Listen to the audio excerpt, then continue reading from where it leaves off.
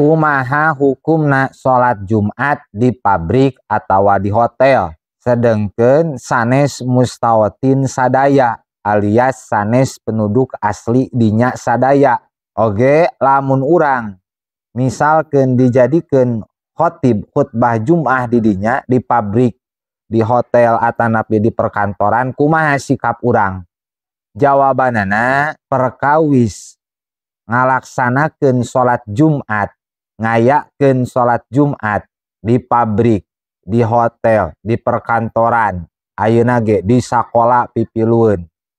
Lamun ningali pendapat anu mu'tamad, pendapat anu kuat di mazahibul arba'ah, khususna di madhab Imam Asy-Syafi'i, disinkronkeun kana syarat sah in'iqad Jumat, syarat sah jadina Jumat dina kitab Bajuri ayat 3 diperinci deui ku I'anatu Talibin syarah Fathul Mu'in, Fathul Mu'in syarah Qurratul Ain, jadi genep sadayana, malah digabungkeun jeung kitab Nusajen ditambahan deui syarat ada muta'addudil Jum'ah, teu meunang ding bilangan salat Jumat di suatu daerah, di satu kampung teu meunang aya 2 tempat salat Jumat atau lebih. Lamun ningali kadinya mah teu sah salat Jumat baik di pabrik, di kantor, di hotel, di sakola. Sabab teu cumpon syarat eta pagawe pabrik teu kabeh orang dinya asli, salajengna kaseseueuranna mah orang luar, orang dinya aslina henteu mencapai 40 rata-rata, salajengna bakal terjadi ta'addudul Jum'ah, bing bilangan salat Jumat di suatu daerah, di suatu kampung. Jumatan nu diayakeun di pabrik bakal bentrok sareng Jumatan anu diayakeun di daerah dinya asli. Jadi di satu kampung, di suatu daerah terjadi 2 tempat salat Jumat. Teu cumpon syarat. Sedengkeun ceuk syarat ada muta'addudil Jumat. Eta menurut pendapat anu kuat, mu'tamad. Di kampung pribados, di desa pribados di dieu diterapkeun hukum anu ketat eta. Tapi ayeuna buktina realita di lapangan geus terjadi, geus ambalaya, susah dihindarina. Di pabrik, di hotel, di perkantoran anu besar, salajengna malah sakola ge pipilueun ngalaksanakeun salat Jumat. Lamun ku urang anu ngarti, khususna para santri, para kiai, para ustad, diantep masalah ieu, ceuk urang teh keun baelah ari kareukeuh teuing mah hayang Jumatan di pabrik kop, aing moal hayang teuing ngahutbahan, moal hayang teuing imaman kumaha maraneh we. Lamun diantep kitu, engke anu ngeusian khutbah Jumat lain ti kalangan urang, lain ti kalangan khususna kalangan santri salafi, kalangan santri nahdiyah, kalangan santri anu ngarti kana ilmu agama bermadzhab Syafi'i, umumna madzahibul arba'ah. Kalah kadeusian ku paham Wahabi anu tidak bermadhab, nu akhirna beda teh lain masalah Jumat unggul, tapi dina masalah agama nu sanes ogenan beuki menyebar, bakal beuki seueur perbedaanana pemahaman orang pabrik jeung orang lembur asli jeung usada setempat. Tah kanggo ngahindari eta, mangka pabrik-pabrik, hotel-hotel, sakola-sakola ku paham urang kudu dirangkul. Berarti tugas urang selaku santri kudu neangan alternatif hukum anu sanes, pendapat anu sanes walaupun lemah, kanggo nyalametkeun eta barudak sakola, nyalametkeun pagawe pabrik supaya henteu beuki beda pahamna jeung urang. Geus puguh maranehanna mah awam teu ngarti, da aya keterangan oge annal awam la madhabalah, jalma awam mah teu ngabogaan madhab. Yasiru wala tu'asiru, urang permudah bae jang anu awam mah, anapun jang urang anu ngarti mah ulah neangan anu babari, neanganan anu berat-berat. Tah kanggo alternatif hukum, solusi kanggo ngarangkul mereka, urang pilali coretna.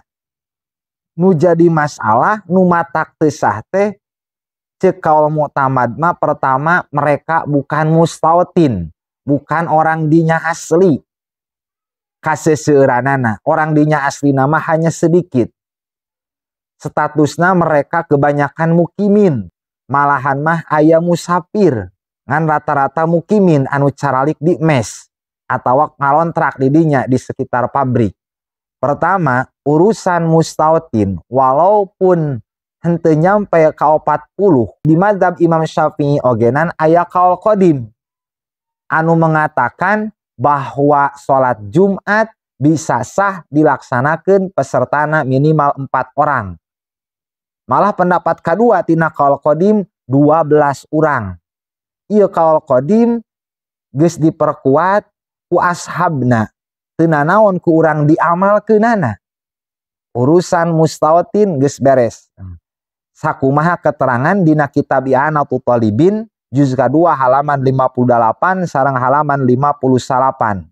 Ya juju taklidu ahadi hadainil qaulaini. Menang ditaklidan ieu dua qaul qadim di mazhab Imam Syafi'i anu geus diperkuat ku ashabna. Minimal syarat sah ikut Jumat peserta Jumat 4 orang atau 12 orang. Salajeng nakumaha lamun dikira-kirakeun eueuh mustautin, eueuh orang dinya asli. Tapi ieu mah mukimin kabeh. Mukimin mah jalmi anu cicing di lembur batur leuwih ti 3 poe, ti 4 poe ka ditu, ta eta mukimin. Sanajan mang tahun-tahun tapi aya niat rek balik ka lemburna, pagawe pabrik. Kan baralik ka lemburna. Modekeun santri, eta mukimin. Sanajan 5 tahun di pasantren rek baralik ka lemburna. Moal cicing salilana di pasantren, ta eta mukimin ngaranna. Aya musafir, musafir mah cicing di lembur batur 3 poe. Teu leuwih ti 3 poe. Ari mustawatinin mah orang lembur asli, kelahiran dinya asli, atau orang lembur batur pindah ka dinya, nyieun imah di dinya, domisilina KTP geus urang dinya, ta eta ge masih kalebetkeun mustawatin. Tingali dina kitab Majmu' Syarah Muhadzab juz ka-4 halaman 368. Didinya aya ibarat wahal tan akidu bimukimina ghairil mustawatinin fihi wajhani. Sah atawa henteu ngalaksanakeun salat Jumat peserta Jumatna hanya mukimin lain mustawatinin. Didinya aya 2 pendapat. Pendapat kahiji mah pendapat Abu Ali ibni Abi Hurairah.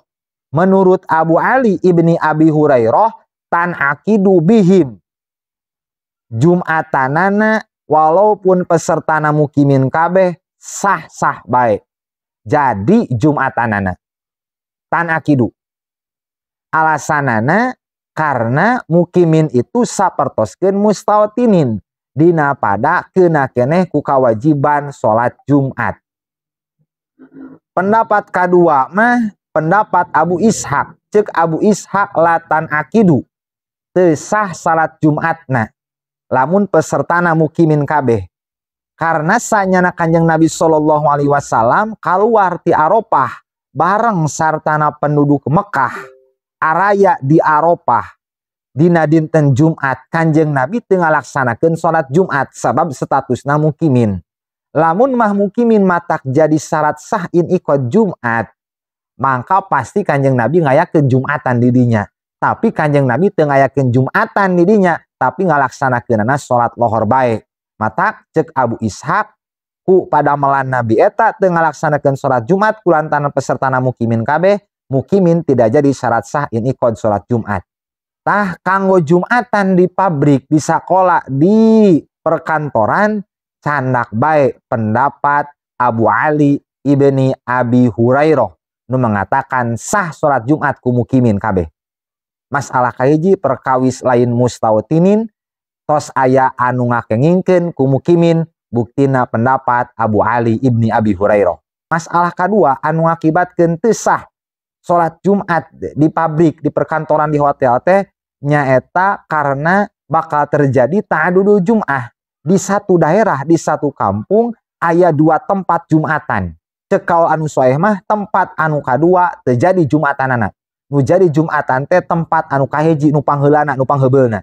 Alternatif hukumna supaya Jumatanana sah urang nyandak pendapat anu sanes anu ngengingkeun Dina kitab Majmu' Syarah Muhadzab didinya dijelaskan bahwa Imam Asy-Syafi'i nuju di Baghdad kantos terjadi di suatu daerah di Baghdad terjadi 2 tempat Jumatan. Padahal hanya kehalangan, kuwahangan, kuwalungan. Imam Syafi'i tidak berkomentar apa-apa. Diantep baik. Ningali kejadian eta dina kitab Majmu' Syarah Muhadzab keneh. Didinya ayang ibarat was-sahihu wal wajul awal wa huwa al-jawaz fi maudi'aini wa aktsar. Pendapat anu sahih adalah pendapat yang pertama nyaeta menangna pelaksanaan sholat Jumat di satu kampung dina 2 tempat atau lebih. Bihasabil hajat, ngitung-ngitung kabutuh. Ngitung-ngitung kabutuh wa musil ijtima jeung sulitna kukumpulan. Nu di garis bawahi bihasabil hajat. Kantor hajatna ngejar waktu. Karyawan lamun Jumatan di luar, kadang di luar Jumatan lila, kadang mah jauh teh tempatna, malahan mah lamun karyawan pabrikna ribuan didinya, lamun ka masjid DKM terdekat teh matak meakeun tempat mustawatinin teh ya. Tah, eta geus hajat, mangga teu nanaon ta'addudu Jumat. Malahan mah qala Imamul Haramain. Imam Haramain berpendapat turukul ashab muttafaqatun ala jawazi ziyadati ala Jum'atin bi Baghdad. Ashab-ashab murid-murid Imam Asy-Syafi'i sepakat menang tempat Jumatan di Baghdad lebih dari 1 tempat. Modelkan tadi Imam Asy-Syafi'i nuju di Baghdad, sholat Jumat terjadi di 2 tempat. Nu mana 2 tempat eta hanya kapisah kuwahangan, kuwalungan. Berarti anu ngamenangkeun ta'adudul Jumat di madzhab Imam Syafi'i aya. Jadi masalah ta'adudul Jumat aya pendapat anu ngamenangkeun bihasabil hajat. Pendapat mukimin aya nu ngamenangkeun, pendapat ta'adudul Jumat aya nu ngamenangkeun. Berarti alternatif hukum sholat Jumat di kantor, di pabrik, di perhotelan sah. Iya maka de kanggo alternatif hukum. Nu muqtamad nu paling kuat mah nyaeta anu sakumaha dina bajuri dina i'anatu thalibin dina sapinatun naja. Ngan lamun urang salaku santri, lamun pangersa salaku kiai ajengan ustad ngahotiban, ngaimaman di pabrik, di hotel, urang anu ngarti, paham kana pendapat nu muqtamad wayahna salat iadah deui dina raraga ihtiyat. Sabab didinya terjadi ta'adudul Jum'ah anu diperdebatkeun. Urang iadah di salat lohor, da urang mah jalma ngarti. Keun we batur mah jalma awam nu teu ngarti. Teu kudu ngajakan batur, urang we sorangan iadah Jumat, salat lohor. Salaku jalmi anu ngarti. Cenah batur nu ngeunah urang nu berat, keun da jalma awam, anal awam la mazhabalah, urang mah jalma ngarti. Piraku teu nyadah deui. Nanti kudu ngajakan batur-batur marek garawe jeung dina raraga ihtiyat candak sadaid bae kanggo alim mah. Anapun kanggo nu awam mah tong dibere anu berat-berat. Itu saur keterangan ti para ulama. Mugia manfaat. Wallahu a'lam bishawab.